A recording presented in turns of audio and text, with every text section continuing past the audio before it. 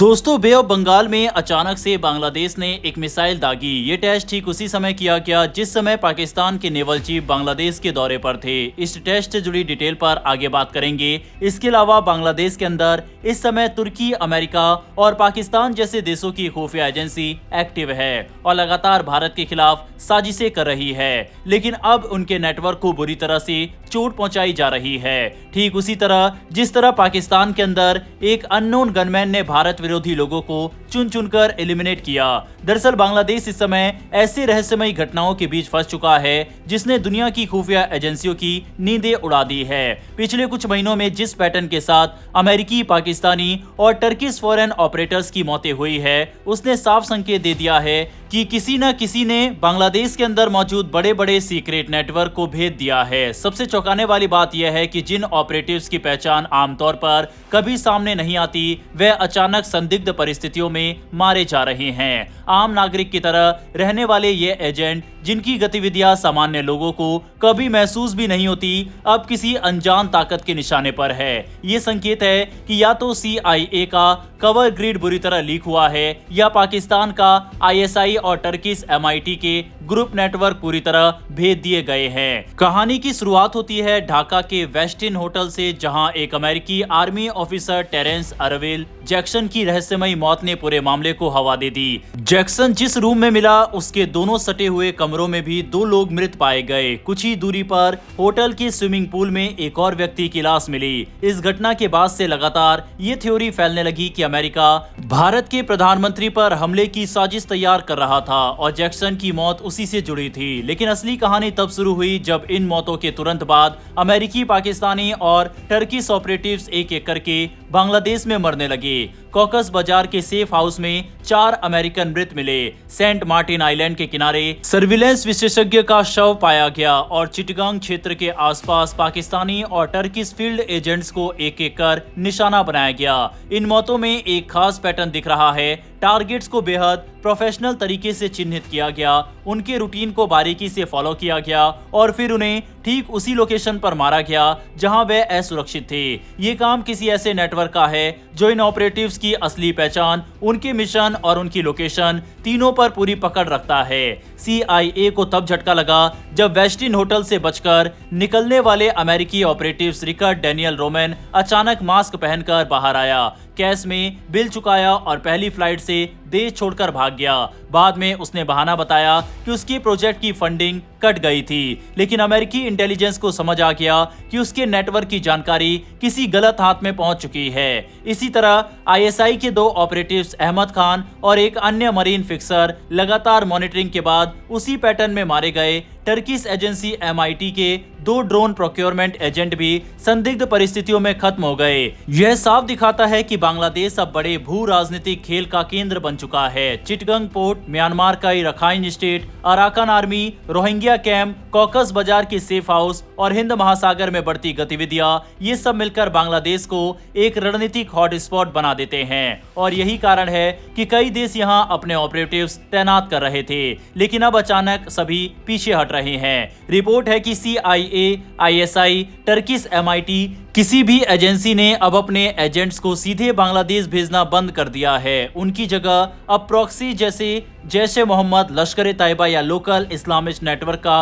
उपयोग किया जा रहा है। ऐसा माना जाता है कि बांग्लादेश के अंदर भारत की खुफिया एजेंसी रॉ का नेटवर्क काफी बड़ा है और इन भारत विरोधी लोगों की म्यूट के पीछे भारत की खुफिया एजेंसी का ही हाथ है। हालांकि क्योंकि भारत सरकार ही इन दावों को नहीं मानती, इसलिए हम भी इस पर ज्यादा टिप्पणी नहीं करते। लेकिन ये तो साफ है कि भारत के दुश्मन चाहे कनाडा में हो, ऑस्ट्रेलिया में हो, न्यूजीलैंड में हो, अमेरिका, पाकिस्तान, बांग्लादेश में ही क्यों ना हो, उन्हें आज नहीं तो कल मरना ही होगा और ये लंबे समय से चल रहा है। वैसे आपके हिसाब से क्या ये सिर्फ इत्तेफाक है या फिर इसके पीछे भारत की खुफिया एजेंसी का ही हाथ है? अपनी राय कमेंट बॉक्स में लिखकर बताइएगा। अब बात करते हैं बांग्लादेश के द्वारा बे ऑफ बंगाल में किए गए परीक्षण के बारे में। दरअसल बांग्लादेश ने बंगाल की खाड़ी में अपने वार्षिक सी एक्सरसाइज 2025 को सफलतापूर्वक पूरा कर लिया और इस बार सबसे ज्यादा ध्यान खींचा है नेवी द्वारा की गई मिसाइल फायरिंग ने। ढाका की ओर से जारी आधिकारिक बयान में कहा गया कि इस अभ्यास के दौरान विभिन्न naval warfare tactics, missile launch test और समुद्री सुरक्षा से जुड़े कई ऑपरेशन सफलतापूर्वक प्रदर्शित किए गए।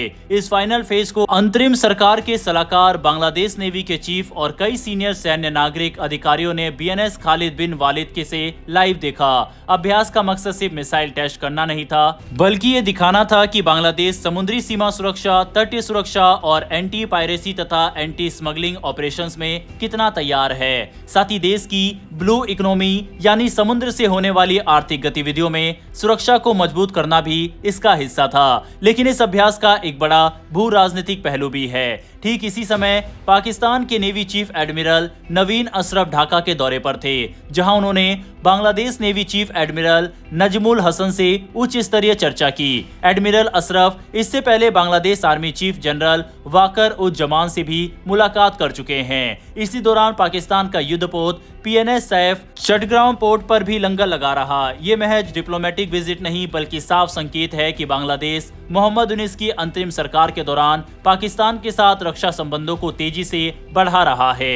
पाकिस्तान के joint chief of staff committee के चेयरमैन जनरल शमशाद मिर्जा ने भी हाल ही में ढाका जाकर अंतरिम सरकार प्रमुख और तीनों सैन्य प्रमुखों से मुलाकात की थी। भारत के लिए ये स्थिति चिंताजनक हो सकती है। बांग्लादेश और पाकिस्तान के बीच बढ़ती सैन्य सहभागिता भारत की पूर्वी सीमा की सुरक्षा को सीधे प्रभावित कर सकती है, खासकर उस समय जब ढाका की नई सरकार ने कई बार भारत के खिलाफ बयान दिए हैं और दोनों देशों के रिश्ते पहले जैसे भरोसेमंद नहीं रह गए हैं। ऐसे में बांग्लादेश नेवी की मिसाइल एक्सरसाइज सिर्फ एक सैन्य अभ्यास नहीं, बल्कि ये दिखाने का तरीका भी है कि ढाका अब क्षेत्र शक्ति संतुलन में नया रोल तलाश रहा है और पाकिस्तान के साथ उसकी बढ़ती नजदीकियां भारत के लिए नई चुनौतियां खड़ी कर सकती है। इसके अलावा दोस्तों, बांग्लादेश की पॉलिटिक्स में फिलहाल शेख हसीना की वापसी की कोई उम्मीद नजर नहीं आ रही। ऐसे में भारत के हित मोहम्मद यूनुस सरकार से तो मेल नहीं खाते, इसीलिए उनके साथ रिश्ते बेहतर करने की कोई कोशिश नहीं की जा रही। लेकिन बांग्लादेश की अपोजिशन पार्टी बीएनपी के साथ भारत अपने